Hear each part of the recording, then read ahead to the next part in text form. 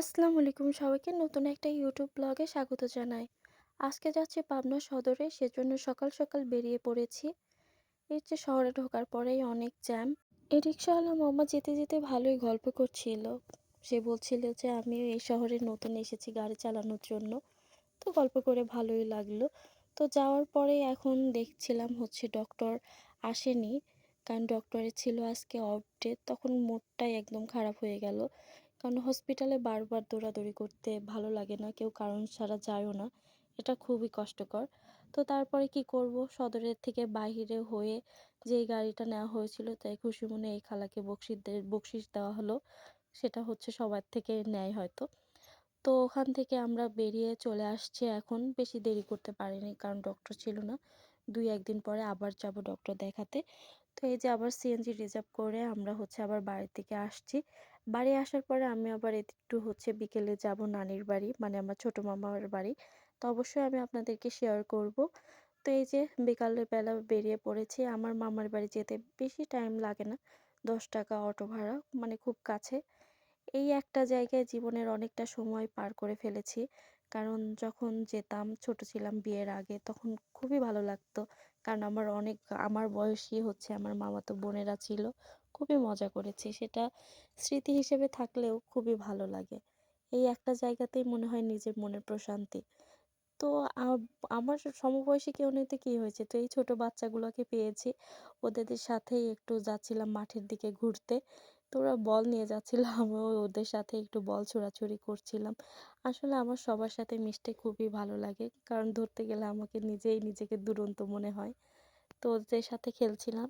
আর আমি যাচ্ছি মূলত যেখানে, সেখানে বর্ষাকালে বেশ পানি জমে শাপলা তুলতে। কিন্তু এখন এখানে আসার পরে দেখি প্রায় পুরাই মাঠ শুকনা অবস্থায়। কিন্তু অনেকটা দূরে দেখলাম হচ্ছে ওখানে কিছুটা শাপলা থাকতে পারে। তো সেটা ভেবেই আমিও হচ্ছে স্যান্ডেল জুতা খুলে একদম চলে যাচ্ছিলাম।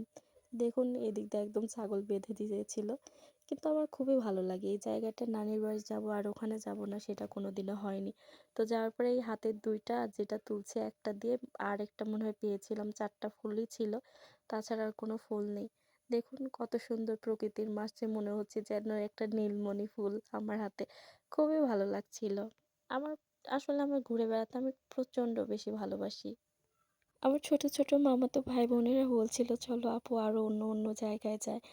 তো এটাই বেশ দূরে হয়, কিন্তু আমি সেখানে আর যাইনি। তো এখানেই আমি বসে, বসে এই ফুল দিয়ে শাপলা পেলে যে এই যে এই ফুল দিয়ে মালা গাঁথবো না, এটা কখনোই হবে না। আমার মতো হয়তো যে পান এটাই করেন। আমিও এখানে বসে, বসে এখানে একটা ছোট্ট ব্রিজ ছিল। তো ওখানে বসে, বসে আমি এটা বানাচ্ছিলাম। তো বানিয়ে ভাবছি হাতে পরবো, কিন্তু একদম ফুটন্ত ফুল পাইনি। তো বানাতে, বানাতে দেখি হচ্ছে আমার মামাতো ভাই ও গাড়ি নিয়ে এদিক দিয়ে যাচ্ছে। বলছে আমার প্রাইভেট বিমান। তো দেখুন পায়ের কি অবস্থা, পুরা নিচে বোরকার নিচে একদম ভিজে গিয়েছিল। তারপরে ওর গাড়িতে উঠে আমরা এই যে যাচ্ছিলাম। তো এই পিচ্চিটা হচ্ছে আমার মামার ছোট মেয়ে। তো দেখুন কি সুন্দর লাগছে না?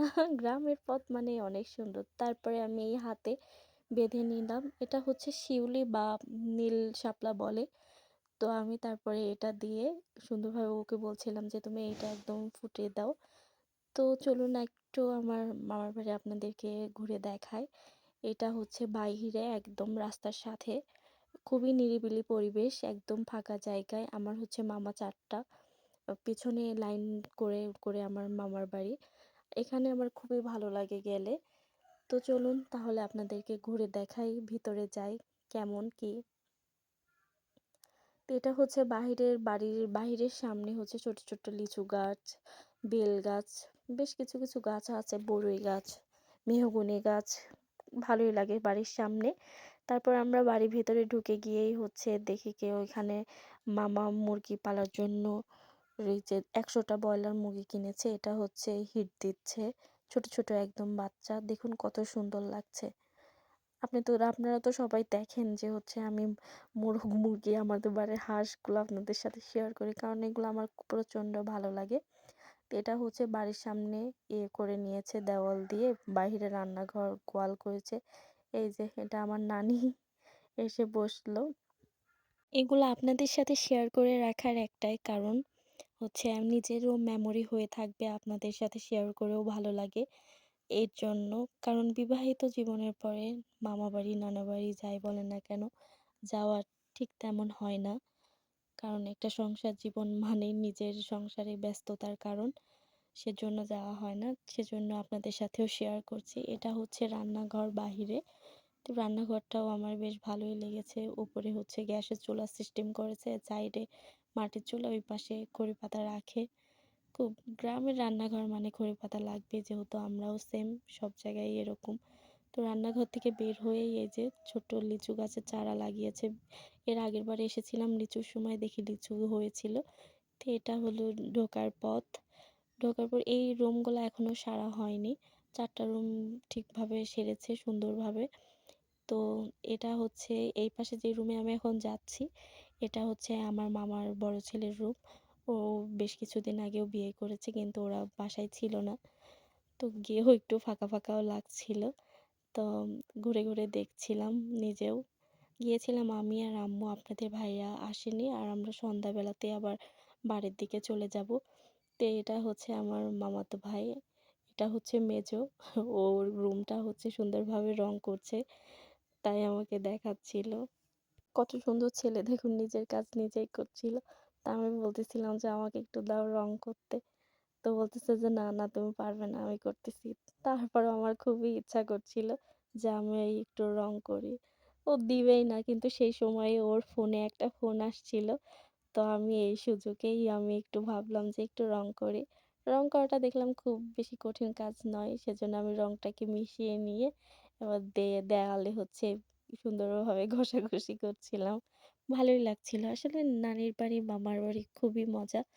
আর আপনারা জানেন না হয়তো, জানার কথাও না, আমার নানা বেশ কিছুদিন আগেই হচ্ছে মারা গিয়েছেন। আপনারা অবশ্যই আমার নানার জন্য দোয়া করবেন। তো এইদিকে আমার মামাতো বোন, এটা হচ্ছে আমার মামার হচ্ছে একমাত্র মেয়ে। আমার ছোট মামার হচ্ছে ছেলে ৩ টা, একটাই মেয়ে। তো বলতেছিল যে আপু আমাকে একটু সাজিয়ে দাও। তো ওকে আমি সাজিয়ে দিচ্ছিলাম, দিতে দিতেই ও ঘুমিয়ে গিয়েছে। কি একটা অবস্থা বলেন। তো ঘুম থেকে উঠে দেখে যে সাজানো একদম নষ্ট হয়ে গিয়েছে। বলতেছে আপু সাজাও। আমি বললাম যে না, আমি তো আবার চলে যাব, অন্যদিন আবার তোমাকে সাজিয়ে দিব। আর এই দেখুন, এটা আমার নানি। নানিকে বলতেছিলাম তোমারে সবাইকে দেখাই দিব তোমারে, তো তুমি ভিডিওর সামনে আসো। তার পান আর গোল ছাড়া তো চলবেই না। ভাত না খেয়ে থাকা যাবে, কিন্তু এই ২ টা ছাড়া অসম্ভব। দেখুন কি সুন্দর লেকচার দিচ্ছে আমার সাথে। তো আজকে যাই হোক, আজকে এই পর্যন্তই। অনেক কিছু আপনাদের সাথে শেয়ার করলাম। অবশ্যই আপনাদের ভালো লাগবে। আর আমাকে সাপোর্ট করবেন। লাইক, কমেন্ট, শেয়ার এবং সাবস্ক্রাইব করতে ভুলবেন না। আজকে এই পর্যন্তই। আল্লাহ হাফেজ। আসসালামু আলাইকুম।